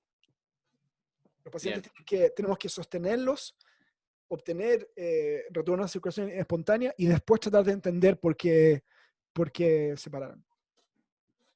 Muchas gracias. Muchas gracias, muy Felipe. Claro. Excelente, muy claro. El doctor Contreras, Ignacio, no sé si querías hacer una pregunta. Sí, ¿se oye bien? Sí, sí, Muy bien. perfecto. Bueno, muchas gracias, doctor Terán, por la clase que nos dio. Muy, muy ilustrativa, muy llamativa como para empezar a implementar, la verdad que sí. Mi pregunta es ya en el paciente post-paro, digamos, el que logramos salvar, que viene la parte crítica del monitoreo hemodinámico de ese paciente que queda inestable. ¿Cuáles serían para usted los 2 o 3 puntos claves en el monitoreo ecocardiográfico en un paciente post-paro que entran a evaluar una vez que salieron del paro cardíaco? Súper buena pregunta. La respuesta es que ese monitoreo, ese protocolo de evaluación durante la fase inmediata post-paro es, para todos efectos prácticos, la misma evaluación que hacemos en pacientes en shock. Básicamente, apenas el paciente adquiere pulso nuevamente y sale del paro, ese paciente se convierte en un paciente, automáticamente en un paciente en shock. Y el enfrentamiento es similar al enfrentamiento que hacemos para evaluar un paciente con causa de shock desconocida. Entonces hacemos las mismas cosas, evaluamos función ventricular, evaluamos relación de ventrículo izquierdo-derecha, evaluamos por presencia de dilatación de ventrículo derecho, evaluamos presencia de hipovolemia, evaluamos presencia de respuesta a los fluidos, si es que tenemos la preocupación específica, evaluamos alteraciones de la motilidad segmentaria, si es que estamos preocupados de que la causa puede haber sido coronaria. Después extendemos eso para evaluar la aorta también. Y eso es un monitoreo que ocurre varias veces, o sea, no termina con esa evaluación inicial. La razón por la cual no termina con esa evaluación inicial es porque, como ustedes probablemente han visto, cuando uno evalúa a estos pacientes en el momento inmediato después del paro, todavía la fisiología no está equilibrada. Muchos de estos pacientes tienen todavía dosis de epinefrina circulando y están taquicárdicos y el corazón está todavía funcionando bajo esa epinefrina. Entonces, lo que pasa con el paciente en el primer minuto, los primeros 5 minutos y los primeros 10 minutos, la evolución de esos pacientes es una cosa que la posibilidad de tener una imagen en tiempo real de ese corazón con ecografía transesofágica ha cambiado completamente nuestro entendimiento de lo que ocurre. Por ejemplo, el paciente que salió inmediatamente del paro tenía dilatación ventricular derecha. Si no hay ningún factor obstructivo como un trombo, ese paciente debiera equilibrar las presiones y apenas aseguramos el gasto cardíaco y iniciamos uso de vasopresores y restablecemos la volemia, si es que era pertinente, ese paciente debiera equilibrar y debiera achicarse ese ventrículo derecho que está dilatado, por ejemplo. Y eso, si no ocurre, entonces eso genera la pregunta, bueno, ¿hay algo más que está ocurriendo? Entonces vamos a hacer vistas adicionales. Vamos a ir a investigar, por ejemplo, vistas dedicadas a la vena, a la arteria pulmonar, para hacer flujo, evaluar el flujo de la arteria pulmonar y más específicamente investigar la presencia de un trombo, por ejemplo. No sé si eso responde a tu pregunta. Básicamente vamos a enfrentar a los pacientes exactamente como si estuvieran en shock. Pero con el caveat ahí, la diferencia es que, a diferencia de los pacientes que evaluamos en shock, que habitualmente evaluamos una vez y obtenemos la información y esa es la información que necesitamos, en estos pacientes en shock, después del paro, esos pacientes pasan por varias fases. Y esas distintas fases, la evaluación como holística de esas distintas fases, con ecografía transesofágica de forma seriada, nos da la información que necesitamos. Una pregunta más. ¿Tienen ustedes un protocolo para las vistas en el momento de la reanimación cuando introducen la sonda? Digamos, vista 1, vista 2, vista 3, en el momento de la reanimación. El protocolo nuestro, que es el mismo que ocupan casi todos los otros centros acá al menos, porque es el que nosotros hemos enseñado, es partir con las 4 cámaras y esperar el chequeo del primer ritmo, la primera pausa, habiendo desarrollado esa vista. La siguiente ventana inmediatamente después de eso es la ventana eje largo del ventrículo izquierdo para evaluar presencia de obstrucción del tracto de salida entre las compresiones y poder optimizar la posición de las compresiones si es que es necesario. después volvemos a las 4 cámaras. Cada vez que hay una pausa de chequeo de ritmo, volvemos automáticamente, rápidamente a la vista de 4 cámaras, como decía Silvina, para tener esa vista de 4 cámaras en conjunto con nuestra evaluación de ritmo, porque es donde podemos tener más información. La siguiente vista es transgástrica. Avanzamos al estómago para evaluar más específicamente, apropiadamente el ventrículo izquierdo y el ventrículo derecho, de forma transgástrica. Después volvemos a la vista de 4 cámaras y vamos a la vista de cava, bicava, si es que hay alguna necesidad de guiar procedimientos. Si es que no, habitualmente en ese momento nos vamos a evaluar la aorta ascendente, y a evaluar, por ejemplo, la arteria pulmonar, a evaluar a buscar por un trombo que esté en tránsito. Y esas son la mayoría eso que te describí constituye lo que hacemos en el 90% de los casos durante el paro. En muchos de esos casos dejamos la vista, ya sea la vista al eje largo durante las compresiones para evaluar las compresiones si es que queremos optimizarla, o la vista de 4 cámaras a lo largo de toda la reanimación, hasta que obtengamos retorno a la circulación espontánea. Y una vez que hemos llegado a retorno a la circulación espontánea, expandimos nuestro protocolo a todas las otras vistas adicionales. Lo que yo hago desde el punto de vista personal, cuando salimos del paro, hago todas las otras vistas. Evalúo la aorta completa, evalúo aorta ascendente y descendente, evalúo el ventrículo izquierdo y derecho en todas las perspectivas. Básicamente hago 12 o 14 vistas, como la mitad del protocolo comprensivo, para poder tener una vista global. Y habitualmente eso toma 2-3 minutos de completar. Vale, muchas gracias. Excelente, Felipe, muchísimas gracias. Ya un poquito para ir terminando, porque no queremos quitarte tanto tiempo. Sí quería el doctor Gramber hacerte una pregunta. El doctor Gramber es intensivista, trabaja en el Hospital de Alta Complejidad de Formosa, en el norte de Argentina. Ahí no te estamos escuchando, Guido. No te escuchamos. No sé si ahí ¿Me escuchan? Ahí está, perfecto. Bueno, hola, buenas noches, doctor. Desde ya, como mis compañeros, agradecerle su presencia en este webinar. Y siguiendo la pregunta del doctor Contreras, usted contestó parcialmente, digamos, en el momento posparo, la evaluación que hace de esa, más allá del esquema simplificado de 4 vistas, hace un estudio un poco más extensivo. Pero después de ese momento del posparo, el seguimiento del paciente, ¿incluye usted dentro de su protocolo el seguimiento del paciente a las 4 horas, a las 6 horas, a las 24 horas, aunque sea ya no dentro del departamento de emergencias, en la terapia intensiva, un seguimiento de ese paciente con ecografía transesofágica dentro de su protocolo? Sí, nosotros hacemos ese seguimiento porque, de nuevo, en el contexto de esa UCI dentro de la urgencia, donde tenemos a los pacientes hasta por un día entero o 2 días. Entonces, una fase bien larga de la resucitación, o de resucitación aguda o subaguda. Habitualmente dejamos la sonda dentro del paciente por al menos un par de horas, habitualmente hasta que hemos alcanzado como estabilidad hemodinámica.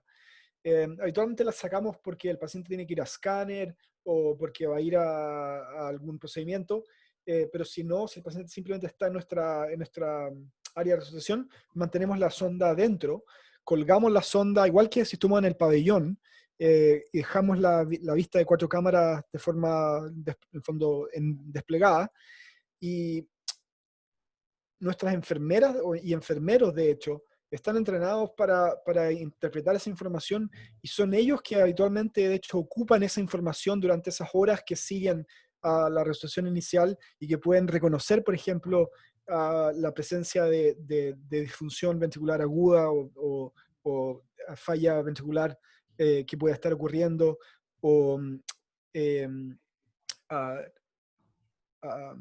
o en el fondo cambios agudos en la situación hemodinámica. Habitualmente hacemos monitoreo seriado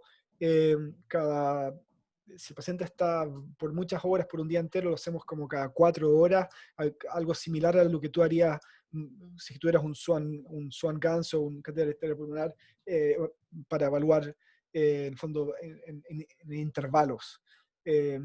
Obviamente esto depende del cuán grave está el paciente, cuál es la patología como base, pero definitivamente dejamos la sonda instalada y la utilizamos durante varias horas en esa resucitación.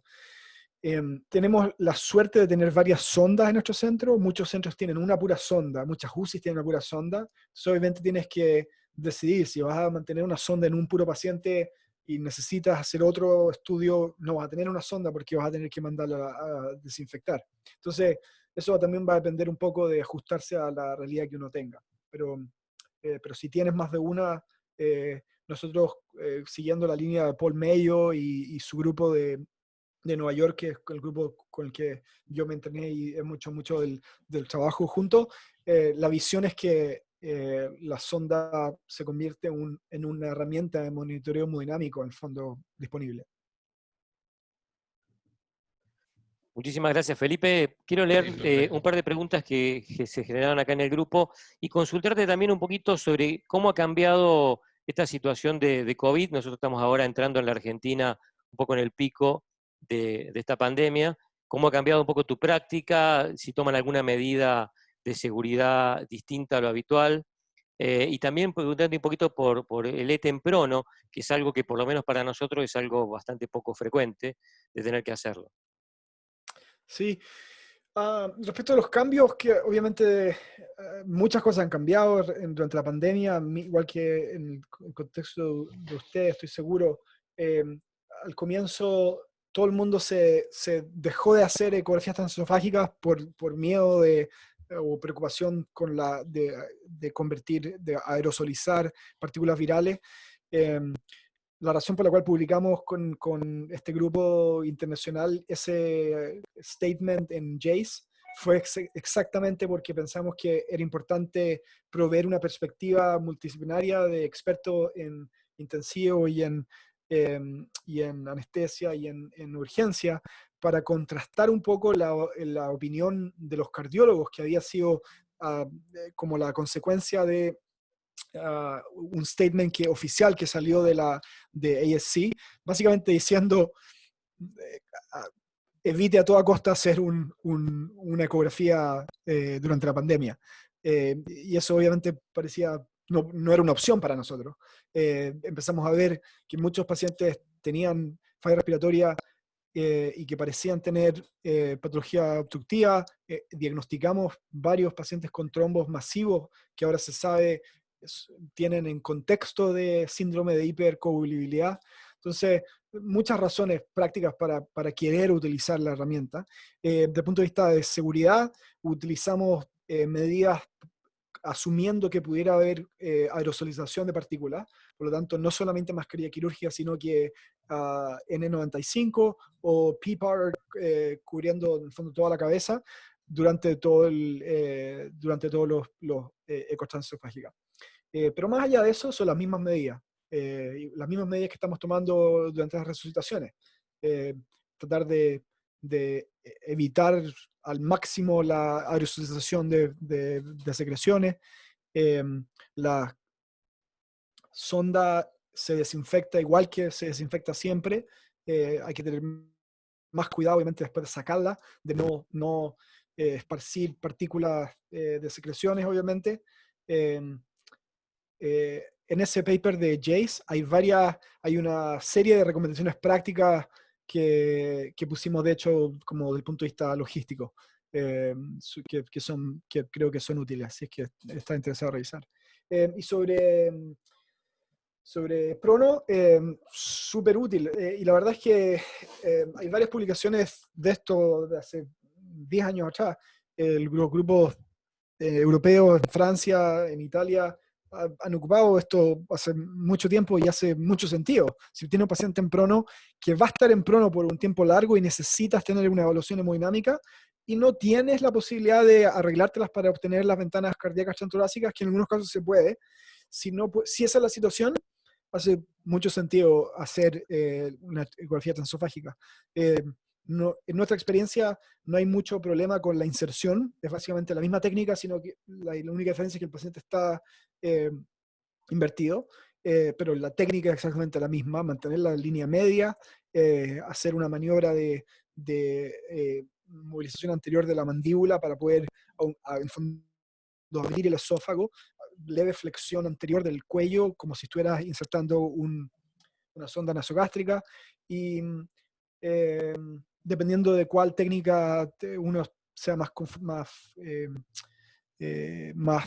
cómodo, alguna gente prefiere movilizar a los pacientes en el costado, insertar la sonda, y en el caso nuestro simplemente en la misma posición, por debajo, hacemos la inserción.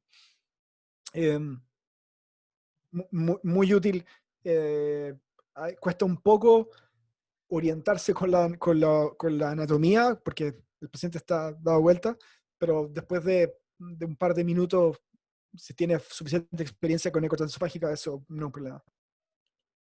Correcto. Bueno, muchísimas gracias por tu respuesta. Sí quería, para terminar, hay una pregunta del doctor, del colega, de Eduardo Marcos, si hay que retirar la sonda para desfibrilar, o sea, si la sonda corre algún peligro, algún riesgo eléctrico. Nosotros no lo hacemos, no la retiramos. Si tú miras los manufacturadores, Sonosite, Philips, GE, todos dicen que en el fondo que no hay evidencia y que eso podría generar riesgo. La verdad es que nosotros nunca la hemos sacado porque intentamos ver qué es lo que está ocurriendo con el corazón en el momento de la fibrilación. Y hace sentido poder ver en tiempo real qué es lo que está ocurriendo. En nuestra experiencia, ninguna sonda se ha dañado, ninguna sonda ha dejado de funcionar. Si tú piensas desde el punto de vista físico, las sondas están aisladas desde el punto de vista eléctrico, porque hay regulaciones, de hecho hay que hacer un safety check que se llama leak test después de cada uso que ocurre en quien sea que procese la sonda, para asegurar que no haya paso de corriente desde la sonda hacia afuera, porque eso es un estándar de seguridad que podría ocurrir si es que hay lesiones, por ejemplo, por mordedura. Pero si ese es el caso, si es que no hay paso de corriente de adentro hacia afuera, no debiera haber paso de corriente de afuera hacia adentro tampoco. Y eso es porque la sonda está aislada de forma eléctrica. Entonces, la respuesta es, si le preguntas a cualquiera de los manufacturadores, te van a decir que no lo hagas porque la garantía de tu máquina no va a ocurrir, no va a valer. Nosotros lo hacemos de forma rutinaria y no ha ocurrido nada. Pero si te pasa algo con tu equipo, no fue mi idea. Claro, sí, me imagino, ¿no? Pero no asumo responsabilidad. Exactamente, sí, corre por tu cuenta. Bueno, Felipe, muchísimas gracias por brindarnos este tiempo con nosotros. Muchísimas gracias a los panelistas por participar. Siempre queda por ahí alguna pregunta que en todo caso después te la enviamos por mail y vos cuando puedas nos la contestás. Muchísimas gracias a la doctora Longo de Córdoba por participar, al doctor Castaldelo y bueno, a todos los panelistas que están con nosotros. Acá estamos con Francisco en la terapia intensiva del Hospital Rivadavia en Buenos Aires y bueno, muchísimas gracias Felipe entonces. Muchas gracias a ustedes y es fantástico ver el grupo de ustedes organizado y con esta energía y con el nivel de información que están generando. Vi que estuvo Daniel Lichtenstein, una verdadera figura de nuestro área hace una semana. Pienso que el trabajo que ustedes están haciendo es muy importante en Latinoamérica y consideren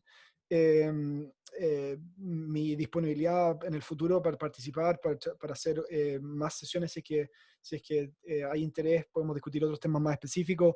Tenemos varias cosas andando de investigación, de estudio, hay oportunidades de colaborar con este registro internacional que estamos empezando también. Sería muy interesante poder incluir algún centro de Latinoamérica, ya sea de cualquiera de las UCI de ustedes. Y apenas se acabe esta pandemia, voy a ir a visitar Buenos Aires de nuevo, comer unas milanesas y poder conversar con ustedes con una cerveza. Sin duda, Felipe. La verdad que esperamos todos también que termine pronto la pandemia y con mucho gusto te vamos a invitar con unas buenas milanesas y una cerveza. Y bueno, yo sé que haces workshops en todo el mundo, así que nos encantaría poder contar con vos acá. Absolutamente. Si es que alguno tiene interés en la página, está el contacto. Tú tienes también mi correo electrónico. Cualquiera del grupo que esté interesado, ya sea en venir a Estados Unidos, el curso es obviamente hay se podría decir, conflicto de interés en el sentido de que yo soy director uno de los directores de ese curso, pero la experiencia de los participantes del curso es muy buena desde el punto de vista de la oportunidad de pasar muchas horas concentrado en trabajar de forma como dirigida, con muchas estaciones, con muchos simuladores al mismo tiempo. Es como una oportunidad bien única que nos permite dar a los especialistas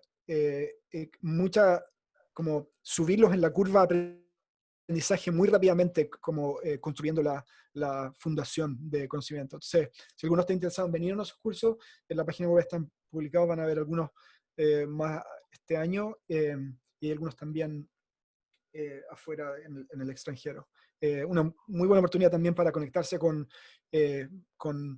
especialistas de otros centros. En Europa, 70% de los participantes del curso son intensivistas, a diferencia de Estados Unidos, donde son 70% son médicos de urgencia. Yo estoy seguro que en Latinoamérica probablemente el porcentaje va a ser una gran mayoría de intensivistas con interés en esa área. Así que muchas gracias. Muchas gracias a vos, Felipe. Bueno, gracias a todos, gracias Felipe, y bueno, gracias a todos los panelistas por participar y bueno, empezar a seguir este trabajo de Felipe,